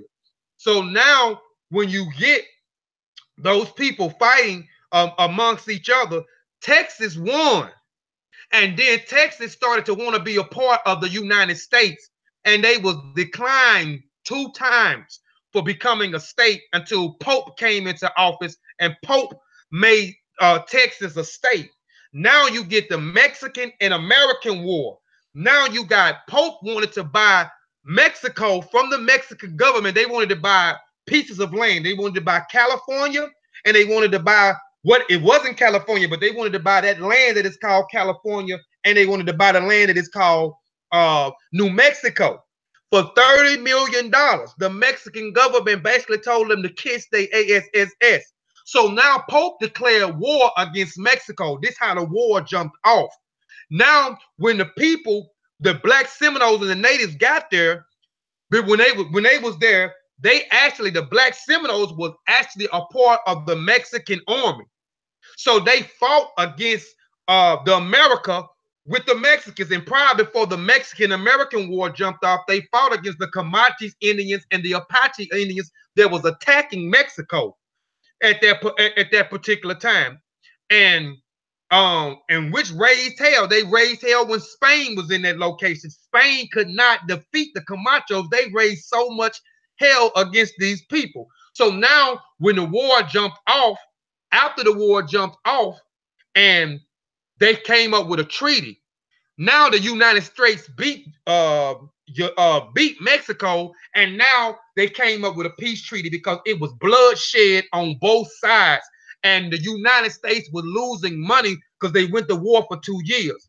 Pope didn't get elected back as president because of him fighting against the Mexican government and the black Seminoles that was in the army at that particular time. I know I'm Longhorn, but I'm just trying to paint a picture for people so people can understand what my brother is talking about. So now when they get in that now, after that words, you have to understand when the black Seminoles left and went into Mexico and they fought from 1835 to 1842, they developed this warrior, this military skill set that they knew they had to fight harder than the Indian because the Europeans wanted them back in slavery. So now when they went into Mexico, they was already well trained. That's why the Mexican gave them land, but then they after the war, the treaty of, I can't even remember the name of the treaty. So now they went into the place that my brother was talking about. This starts with an N, and they went into that region. Nacimiento. Yeah. And after they went into that area, that's when you had John Horse. When John Horse and the Wildcats escaped, John Horse had to pay money. John Horse paid $1,500 to get into Mexico, so because they took them a year to get there. So on their journey, they went through certain bumps and trials. So he ended up paying in order for him to get to Mexico because he knew slavery was abolished in 1829 in Mexico. Now later on, you have the U.S. military now comes into play because they like these boys, the black Seminoles or the Gullah Geechee people that went into Florida that developed these skill sets. They became skilled horsemen. They became master marksmen. They became master trackers. So the United States needed them to fight against the hostile, what they call the hostile Native Americans, the Apaches, the Comanches, and some other group of Native Americans that was resisting once Texas became part of the United States. And the black Seminoles was asked to be a part of the United States Army, asked them to be a part of the Army to fight the resistance of those hostile Native Americans. So they became the Black Indian Scouts. The Europeans called them the Black Indians, gave them the name, and told them if they come fight, they would give them land. They would give them food. They would give them a place to stay. So many different things that they offered the black Seminoles or the Gullah Geechee to come out of Mexico. So that's how the Gullah Geechee people ended up out of Mexico back into Texas to fight and serve in the U.S. Army that the schools don't even tell us about.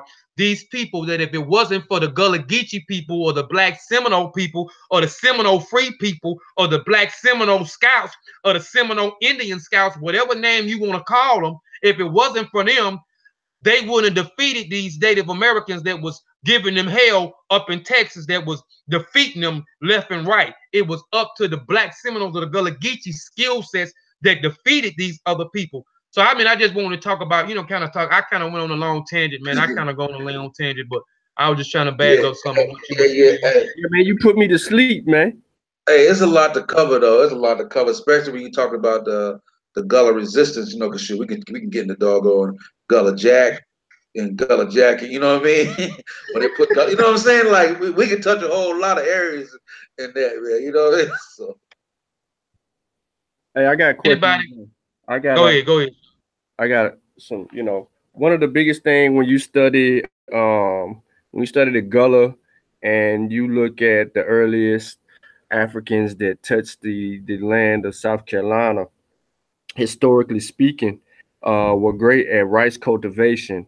And I know, I think it was, I can't remember who mentioned it earlier, but I know, you were talking about tracing your lineage and going back to your African heritage. However, did you find out in that tracing back that some of your ancestors, direct ancestors, were a part of that rice cultivation stage and were pretty much, a part of that groundbreaking technology that the Europeans had never seen from the earliest people?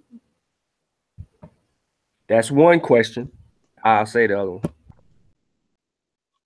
Let me go ahead. Okay. Um.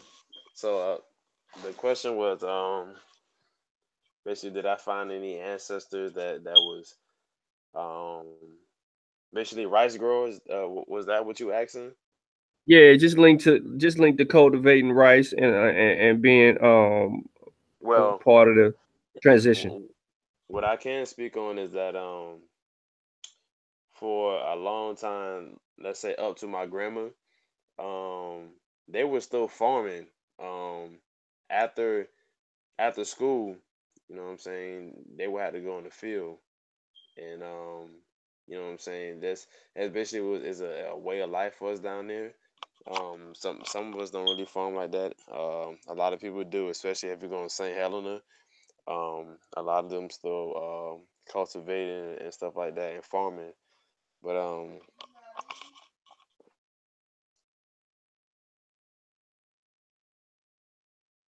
All right, gotcha. 'Cause, you know what we call I'll let you go in a minute, Cliff.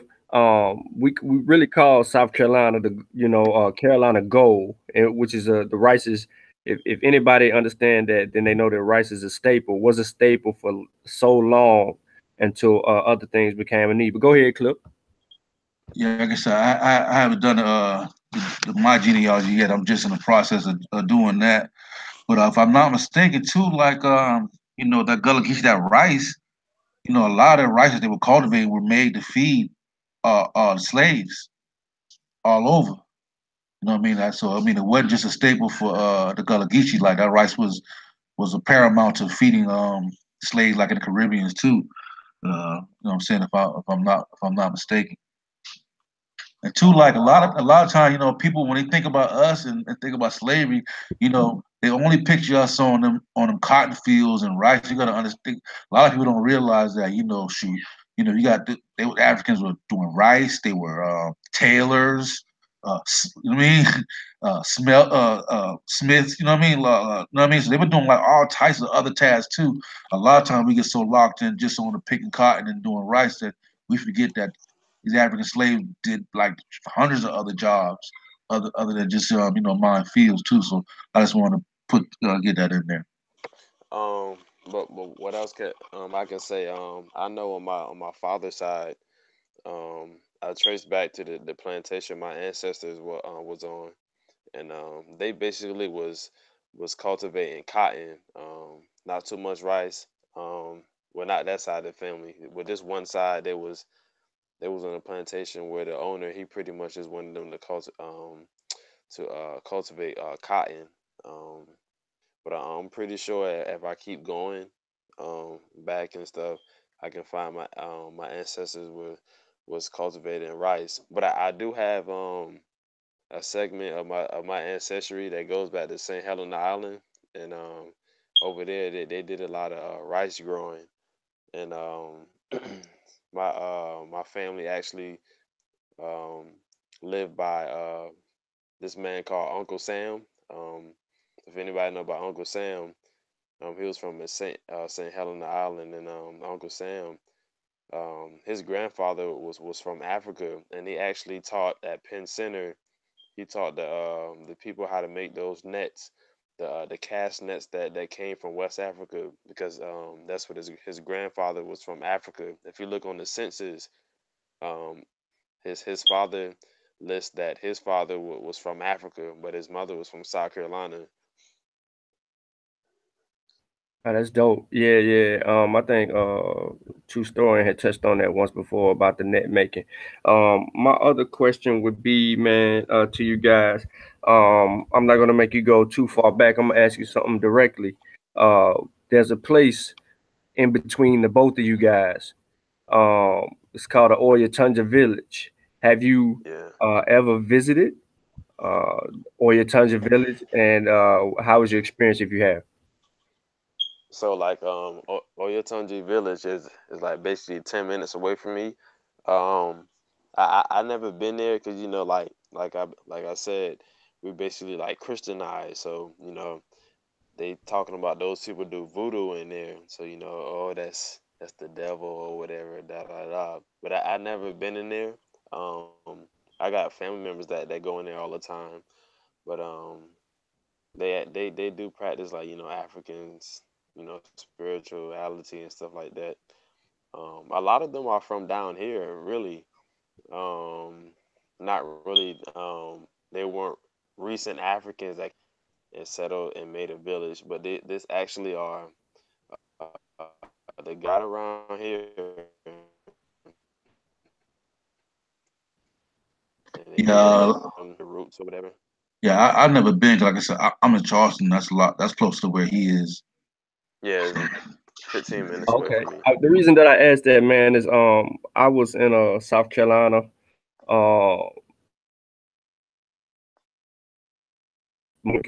We actually drove down, and which is about an hour and a half, 2 hour drive for us. But we went to Oyatunja, and so I just had to ask that, man, from my personal experience. I know a lot of people in the area they haven't even heard of it. I've asked this question to South Carolinians, and they get a straight, they look you straight in the face and be like, nah, I don't even know what that is. And so I just wanted to pretty much, ask, especially how rooted South Carolina is. I don't think that people understand the reason why you're here. And so I just wanted to kind of touch on that and express the fact that some of the earliest, and I'm gonna repeat this, some of the earliest descendants that were kidnapped and brought here touched South Carolina, touched Yeah. that coastline. Hmm. And your reason for being here is significant to us finding out our roots. And we really need to, go and turn over some stone, dig up, turn over some trees, dig up something, and and really find out who we are back there in the woods, all the way to that Atlantic coastline. Because we have a history there that has yet to be uncovered. We've heard a lot of things, but there's still a lot of research that has not been uncovered. So that's the last question that I actually have for you. I don't see anything in the chat at this particular time, so I just wanted to say before y'all go I in a can little bit further. I can I say something appreciate you. else. Yeah, go ahead. A lot of us just say African village. Because I always heard about the African village, but I never really people never really use the term Oyatunji village, even though that's on the sign. Most of us around here they say African village. So that probably caught them off guard. When you say Oyatunji, they're like, what you talking about? But if you say African village, they're like, oh, I know what you're talking about. Yeah, and two, plus you gotta understand too, like I was saying before, like in school, a lot of stuff I did not learn. That white supremacy run deep. It's like, especially this type of that type of history. You don't really want to be teaching Africans that type of revolutionary spirit, you know what I'm saying? So you best believe that whole thing is suppressed, like I'm still teaching a lot of my family about the history of the Geechee. So that just lets you know how the school system is in Charleston. Yeah, Yeah. like ever since I learned that, I had ancestors that basically they want to help free their other brothers. You know what I'm saying? That's that warrior spirit, and I feel like a lot of us is misinformed about slavery. We just feel that our ancestors just got enslaved and they didn't do anything about it. But that's not the case.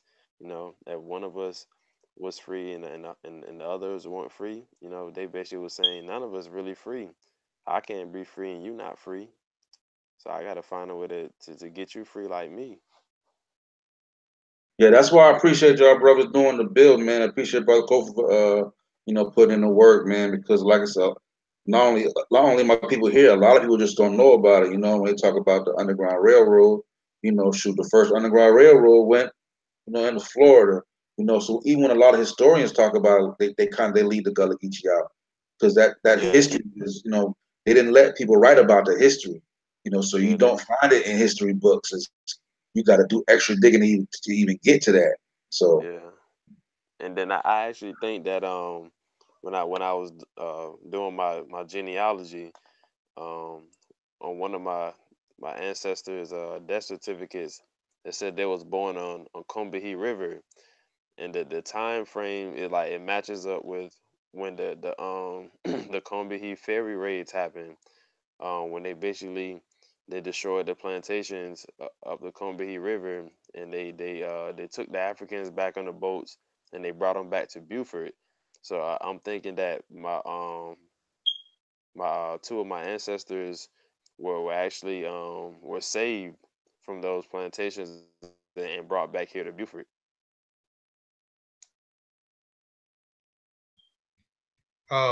We gonna take one more question, and we gonna get on up out of here, man. Marcel Amenhotep says, "Have Gullah ever practiced voodoo?" Well, like I said, it's basically kind of like the same thing, what we just call roots. You know what I'm saying? Um, it's the same thing, same spiritual system, just a different word. Some may say hoodoo, voodoo, roots. It's the Right, same thing. right, Yeah, and Charleston, like I never had, because like the other brother too. Like my family Christianized. My father was a he was a reverend. He still he's passed, but sure, he had like two, three churches. He passed away. Still got a church. My aunt, their reverend, they got a church.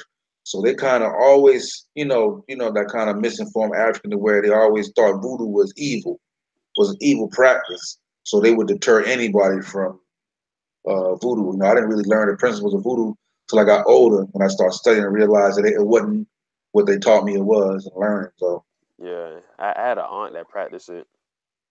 I had a few aunts that practice it, and like I was saying, that it's kind of heavy on Saint Helena Island because my aunt who practiced it, her grandparents was from Saint Helena.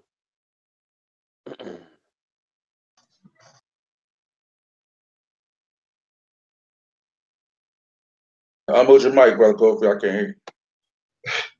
yeah. I just want to say, man, I appreciate both of you good brothers coming on, man, and we gonna have to, we gonna have to do it again, man.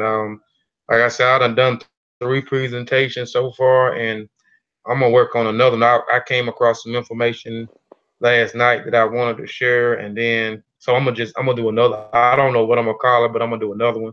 So, but I appreciate you brothers coming on, man, and speaking. It's good, you can do the presentation, but you actually got two people that actually can come speak that are actually, you know, uh, who you were speaking about in your presentation, man. So I appreciate, man, y'all for coming on tonight.